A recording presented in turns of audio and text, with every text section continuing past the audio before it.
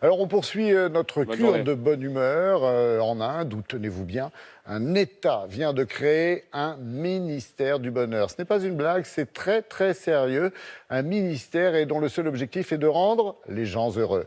Bonjour Nicolas. Alors, plus facile à dire qu'à faire, comment ça fonctionne exactement avec ce ministère ? Oui, bonjour Laurent. Alors la mission de ce ministère du Bonheur tient en 7 mots, mettre un sourire sur les visages, voilà. Alors dit comme ça, c'est plutôt joli, c'est plutôt ambitieux aussi, mais attention, ce n'est pas un ministère national pour toute l'Inde. Non, c'est un ministère qui s'est installé dans l'État du Madhya Pradesh. Cela se trouve au centre du pays, 75 millions d'habitants tout de même, et ce n'est pas un hasard s'il s'est installé là-bas, car le Madhya Pradesh connaît des chiffres dramatiques en matière d'extrême pauvreté, en matière de viol ou de mortalité infantile.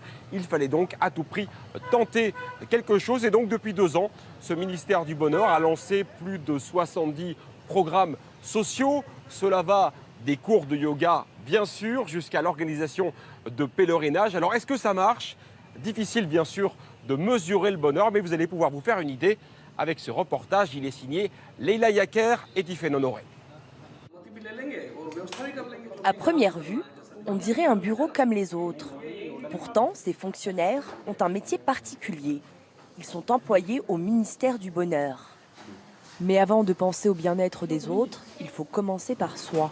Alors, tous les matins, Pendant les 3 prochaines minutes, vous allez respirer lentement. ils participent à ces sessions de méditation et d'introspection. Une activité désormais proposée dans toutes les administrations de la région. Pendant ces moments de silence, on essaye de se connecter à notre âme pour qu'elle nous guide tout au long de la journée. Toutes les décisions que l'on prend ne sont ainsi pas guidées par notre tête, mais par notre moi intérieur. Car on croit que si on se laisse guider par l'âme, la vie autour de nous devient différente, plus belle, plus pure. Ça m'aide beaucoup. Ça me donne de l'énergie positive pour la journée. Je me sens plus détendue et après, je suis réellement plus efficace au travail. Pour assurer le bonheur de leurs concitoyens, des centaines d'initiatives comme celle-ci ont été lancées par le ministère depuis 2016. La solidarité et le partage sont également vus comme des valeurs importantes au bonheur. Alors, dans ce village de la banlieue de Bhopal, tout le monde connaît l'arbre de la joie. Le banyan est un arbre qui symbolise le don et la générosité, car il offre de l'ombre à chacun. Il peut vivre des centaines d'années. À l'ombre du banyan, des dons de vêtements, de nourriture et même de manuels scolaires. Dans notre société, il y a tellement de personnes qui sont prêtes à donner et autant qui sont dans le besoin, prêtes à recevoir. Ici, on tente de rétablir un équilibre entre les deux et ça permet de rendre chacun heureux. C'est pratique ici parce que je peux récupérer des livres.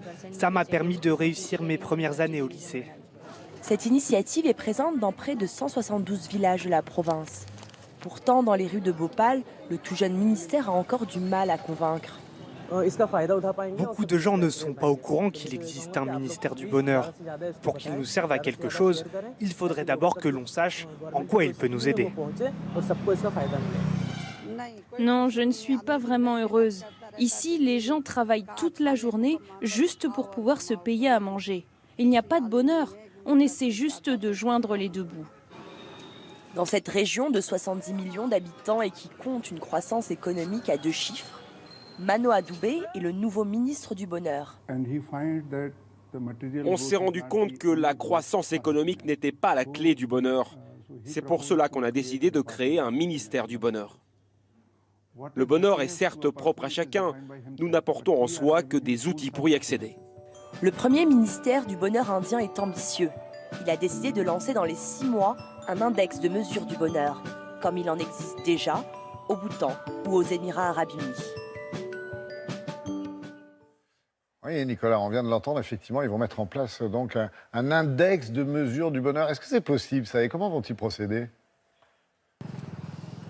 Eh bien, l'Inde va se baser sur ce qui existe déjà et les champions en la matière, c'est bien sûr le Bhoutan, le petit royaume voisin qui mesure déjà le bonheur national brut pour mesurer le bien-être de ses citoyens. Et donc, eh bien, des spécialistes du Bhoutan sont venus ici en Inde. Ils ont mis au point un questionnaire et ce questionnaire va être soumis à 1000 personnes.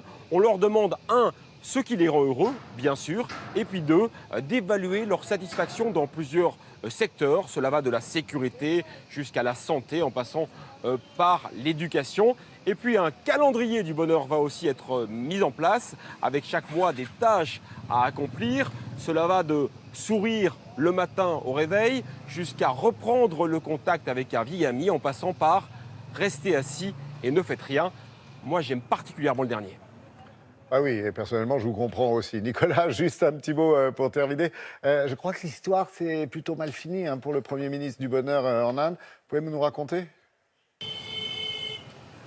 Oui, tout à fait, c'est le moins que l'on puisse dire. Lal Singh Arya était le Premier ministre du Bonheur. Ce n'est pas celui que l'on a vu dans le reportage, mais c'est donc son prédécesseur. Et ce monsieur est aujourd'hui accusé de meurtre, de l'assassinat d'un opposant politique pour être exact.